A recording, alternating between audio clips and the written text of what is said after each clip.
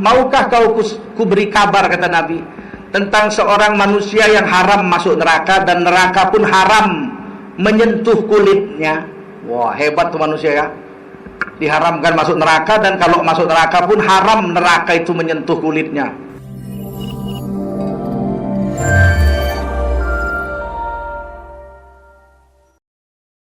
Kata Nabi, orang Islam tuh hayyin, lembut. Hatinya lembut, mau menerima kebenaran. Ya, hayyin tunduk, layin lembut, nurut. Seperti onta yang jinak, ditarik kemana aja ikut. Suruh jongkok, suruh naik, berdiri, suruh duduk, suruh makan, suruh minum, suruh jalan. Onta yang jinak. Kalau kambing, sejinak-jinaknya kambing ditarik ngelawan itu, didorong ngelawan, diikat jerit-jerit, dilepas hilang. Makanya Nabi nggak bilang kambing, tapi Nabi bilang onta. Ala akhbirukum biman yahrumu 'alan nar wa biman tahrumu 'alaihin nar. Maukah kau kuberi kabar, kata Nabi, tentang seorang manusia yang haram masuk neraka dan neraka pun haram menyentuh kulitnya. Wah, hebat tuh manusia ya.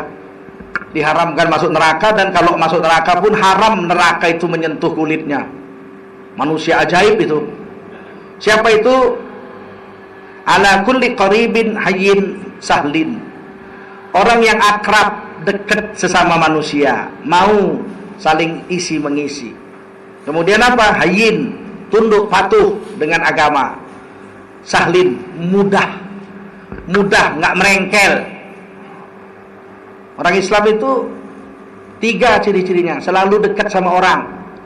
Ketemu orang, assalamualaikum Pak, apa kabar Pak? Waduh, janggutnya bagus. Wah, janggutnya bagus tuh Pak, saya kepingin punya janggut kayak gitu. Lembut, bukan kok pakai jenggot kayak kambing. Enggak korib, tidak akrab dengan orang. Enggak akrab dengan orang. Bapak kok gemuk sih? Jumpa, kok gemuk sih, tukang makannya? Enggak akrab, asal ngomong nyelekit gitu. Bapak kerja di mana? BNI saya, tukang sapu ya. Kelihatan bajunya jelek, nggak akrab gitu. Sedangkan orang Islam itu harus qarib, akrab dengan setiap orang. Kadang-kadang kita malu. Artis lebih pandai mengakrabkan diri dari orang beragama hari ini. Orang yang hari-hari ngaji, hari-hari bahas kitab, hari-hari mengaku pengikut sunnah Rasul, tapi ketemu sama orang Islam tidak akrab, malah lebih akrab artis.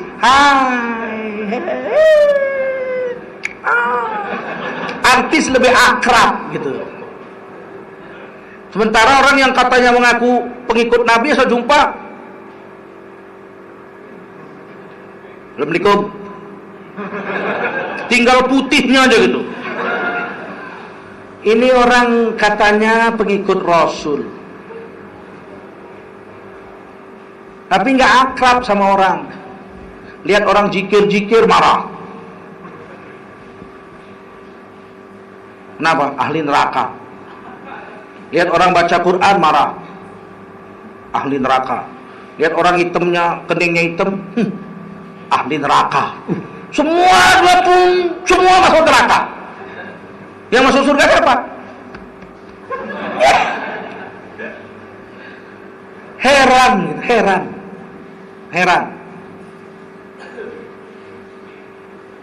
Jadi orang Islam tuh akrab. Kadang-kadang kita naik bus, duduk di sebelah orang entah siapa gitu, dari duduk sampai turun nanya juga enggak, cuek begitu. Itu bukan ciri-ciri orang Islam. Ciri-ciri orang Islam tuh nanya, Assalamualaikum Pak, mau kemana Pak? Bandung. Oh sama dong Pak, saya mau ke Bandung juga. Orang Bandung Pak? Bukan, tunangan saya di Bandung. Oh, Bapak udah umur 40 ya? Masih tunangan. Kawin Pak, cepet, sunnah Pak kawin, pahalanya gede Pak, gini. Akrab. Ini enggak, sebelah itu ditagur enggak, disapa enggak, cuma dikentutin doang aja, Bun. Apa orang Islam kayak begini? Coba mulai hari ini. Jumpa, assalamualaikum. Ciri-ciri dunia mau kiamat, umat Islam nanti hanya memberi salam kepada kawan-kawan satu jemaahnya saja. Itu ciri-ciri mau kiamat. Kawan ngaji aja. Assalamualaikum. Kalau sama orang lain,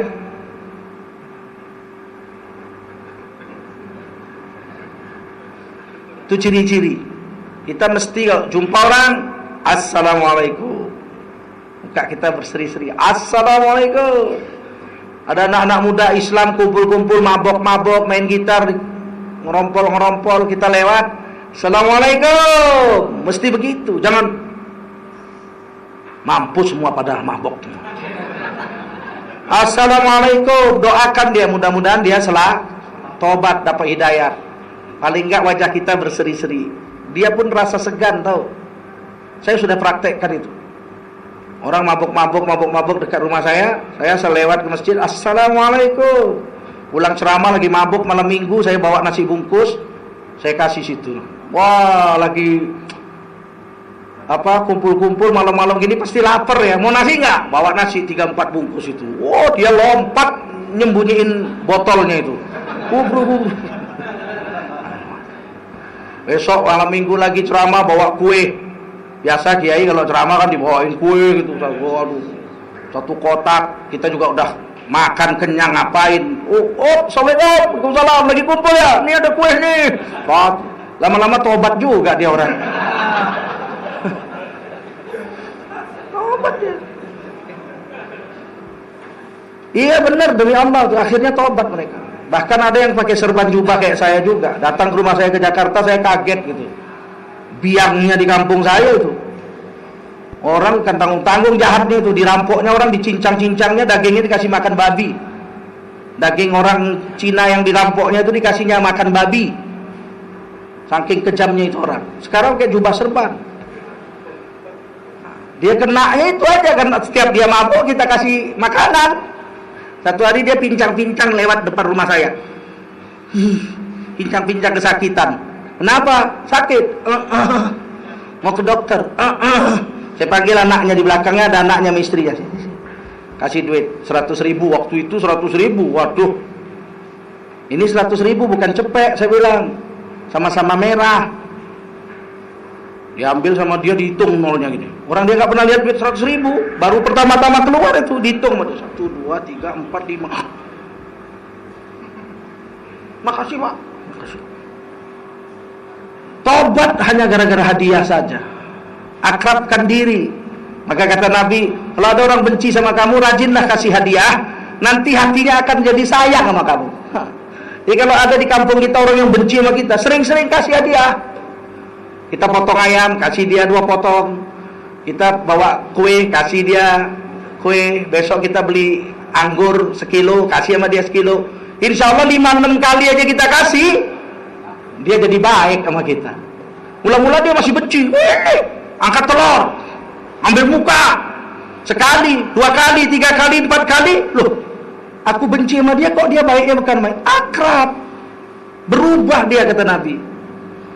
Bahkan banyak zaman Rasul itu yang meludahi Nabi, dikasih hadiah, masuk Islam. Itulah cara mengakrabkan diri. Assalamualaikum, muka kita seri-seri, senyum. Kalau dia sakit, datangi. Ada orang yang benci sama kita, benci bener. Begitu dia sakit, kita harus orang pertama yang datang lihat dia. Bawa makanan sedikit, kue-kue hadiah, kita datang. Kalaupun dia yang paling benci sama kita, harus kita yang nomor 1 lihat waktu dia sakit. Atau keluarganya sakit, kita datangi. Bawa sedikit hadiah. Doakan di sisi tempat tidurnya. Pasti hatinya remuk. Kita jadi akrab kembali. Nah, jadi kalau kita melakukan perbuatan akrab ini, kata Nabi, neraka haram menyentuh kita dan kita haram masuk neraka. Kan enak itu. Pekerjaan yang enteng.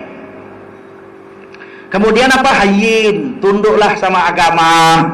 Jangan cari yang aneh-aneh. Ngaji ini jangan aneh-aneh. Kalau ada pengajian sembunyi-sembunyi, kamu semua jangan ikut. Saudara-saudaraku, jangan ikut pengajian sembunyi-sembunyi. Pasti kalau sembunyi-sembunyi ada yang aneh. Karena agama Islam ini agama universal. Illa rahmatan lil alamin. Kok disembunyi-sembunyiin? Berarti ada yang aneh. Agama Islam ini ngajinya harus semua orang dengar. Kalau udah kelompok dia sembunyi-sembunyi, orang lain datang nggak jadi ngaji, ngerokok-ngerokok dulu. Ini ada yang aneh. Isap neraka dulu. Asal api itu kata ditanya, ya Rasul, dari manakah api? Dari manakah api yang ada di dunia ini? Ya dari neraka. Allah ambil, katanya, kata malaikat, kata Nabi, kata Allah, ambillah api sebesar zarrah, sebesar abu yang terbang-terbang itu. Kalau kita bangun pagi buka jendela kan ada yang terbang itu. Ambil abu sebesar zarrah, api. Kata malaikat, ya Allah, kalau sebesar zarrah api ini diletakkan ke dunia, maka dunia akan hangus sampai kiamat, nggak ada yang tumbuh rumput. Cuci di sungai surga 70 tahun. Api yang sebesar zarrah tadi dicuci 70 tahun di sungai surga. Udah, baru dibawa ke dunia. Itulah yang kita pakai itu, api sekarang itu. Kita tiup, kita hidupkan korek, ces, api. Kita tiup. Kemana api itu hilang? Dia kembali ke asalnya. Jadi api itu betul-betul neraka. Bahkan kata Nabi, jika kau berjalan di panas terik, masuk waktu zuhur, janganlah langsung berwudu. Tunggulah agak sejuk sedikit kulitmu, karena sesungguhnya panas terik itu adalah berasal dari neraka. Hadis Bukhari Muslim. Tidak boleh tuh baru kena panas terik langsung ambil air wudu, nanti muka kita belang-belang, hitam-hitam gitu.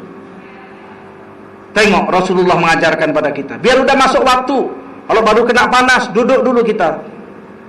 Ngiup, kata orang Jawa, ngiup, berteduh dulu, tenang dulu 10 menit, baru kita wudu. Biarpun kita sholat masbuk, tidak apa, kita tidak termasuk orang yang melalaikan sholat. Sebab ada perintah Rasul, tunggu, jangan ditabrakkan panas dengan air, nggak boleh. Tunduk dengan aturan Allah. Dan terakhir, sahlin. Orang Islam tuh gampang. Kita sama Ahmadiyah tuh nggak rusuh-rusuh, gampang. Mau tunduk, ayo, kamu saudara saya. Nggak mau tunduk, keluar. Lakum dinukum, selesai. Nggak ada susah-susah. Oleh karena itu, saya tidak menuduh Amin Rais diancam Amerika seperti ini, saya tidak menuduh. Tapi yang jelas ucapan Amin Rais adalah menghina seluruh ulama sedunia.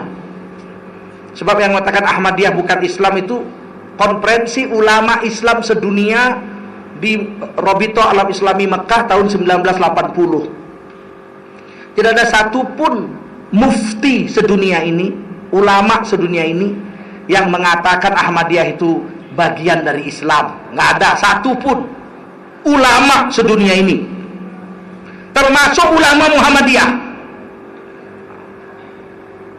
Termasuk ulama Muhammadiyah duduk di MUI, kita sepakat tahun 2005 yang lalu, Majelis Ulama Indonesia majma' sepaham dengan putusan Majelis Ulama sedunia tahun 1980. Ini sekian. Ada yang mau bertanya, silakan. Silakan Pak. Bismillah. Assalamualaikum warahmatullahi wabarakatuh. Waalaikumsalam. Di televisi ada berita bahwa umat Islam ada yang sampai membakar Masjid Ahmadiyah. Itu hukumnya seperti apa? Terima kasih. Assalamualaikum. Sekarang masih diselidiki. Bisa jadi yang bakar orang Islam, bisa jadi yang bakar orang Ahmadiyah. Supaya orang jadi simpatik, dia bakar aja masjidnya, kan bisa jadi juga. Sebab sekarang sedang diselidiki. Menuduh orang kan mesti ada bukti. Al-hukmu qoblal bayan zulmun. Menuduh orang tanpa bukti, tanpa saksi itu kan satu kezaliman. Jadi masih bisa jadi orang yang Islam membakar, masih bisa jadi orang Ahmadiyah membakar. Dalam sejarah Islam, Nabi pernah diperintahkan Allah membakar masjid. Di dalam surah At-Taubah, masjidnya namanya Masjid Dirar. Masjid Dirar itu masjid yang dibangun oleh orang munafik khusus untuk memecah belah Islam. agar Islam berpecah-pecah. Ada Islam Nabi, ada Islam lain dari Nabi. Allah perintah bakar. Nah sekarang Ahmadiyah kita lihat, adakah Ahmadiyah mengajarkan itu Islam lain, kami Islam lain? Kalau ada, masjidnya sebetulnya menurut agama boleh dibakar. Kalau Ahmadiyah mengatakan kami nabi kami lain, Mirza Ghulam Ahmad, Muhammad itu nabi juga, tapi nabi sebelum Mirza Ghulam Ahmad. Ini kan memecah Islam, masjidnya boleh dibakar. Menurut surah At-Taubah ayat 100. Meskipun begitu, saya tidak menyuruh bakar. Sayang. Suruh aja dia pilih, masuk Islam, ayo. Nggak mau keluar, ambil masjidmu itu. Ganti namanya jadi Cakro. Kita pun nggak mau ngambil hak orang, ya kan? Kalau hukum Islamnya begitu.